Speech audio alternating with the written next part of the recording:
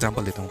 एक बार एक क्वेश्चन में मेरे भाई यहाँ पर ये पूछ लिया गया कि सुनो बात ऐसी है कि x प्लस 1/x की वैल्यू तुम्हारी कितनी है, तो ये तुम्हारा 3 है। अब एक काम करो मेरे भाई, जो चीज़ें हम आपसे पूछ रहे हैं आप बताना। पहला वाला सवाल वहाँ ये पूछा गया था कि पावर 2 का मान कितना होगा, दूसरा सवाल ये पूछा गया पावर 4 का मान कितना होगा, तीसरा सवाल ये पूछा गया पावर 8 का मान कितना होगा। आपका एग्जामिनर 8 तक जाने की जरूरत कर सकता है और उसने किया है अलग अलग पेपर में, बस आपको ये बात पता होनी चाहिए। तो जब भी मेरे भाई आप पावर का डबल करते हो, डबल करते हो, पिछली वाली संख्या के होल स्क्वायर में से 2 कम करना है आपको, पिछली वाली संख्या के होल स्क्वायर में से 2 कम करना है। तो यहाँ पर क्या करना है मेरे भाई, 3 के होल स्क्वायर में 2 कम करना है, तो ये कितना हो जाएगा 7। उसी तरीके से मेरे भाई 2 का डबल 4 है, तो यहाँ 2 वाले के होल स्क्वायर में क्या करोगे, 2 कम करोगे, तो ये हो जाएगा 47। फिर 4 का डबल 8 है, तो यहाँ पर मेरे भाई 47 के होल स्क्वायर में से 2 कम करोगे। 47 का होल स्क्वायर कितना होता है, तो बोलोगे सर 47 का जो होल स्क्वायर होता है वो 2209 होता है, और 2209 में से 2 कम करेंगे तो कितना हो जाएगा, 2207 हो जाएगा। समझ रहे हैं मेरी बात को? तो ये छोटी छोटी बातें आपको ध्यान में लेकर के चलनी है कि आप जिसका भी डबल कर रहे हो उसी के होल स्क्वायर में से 2 कम करोगे। ठीक है, ये किसके केस में हम करते हैं, तो प्लस के केस में करते हैं। ये किसके केस में हम लोग करते हैं, तो प्लस के केस में करते हैं। याद रखेंगे, कभी कोई गलती नहीं करेंगे। ठीक है, आपको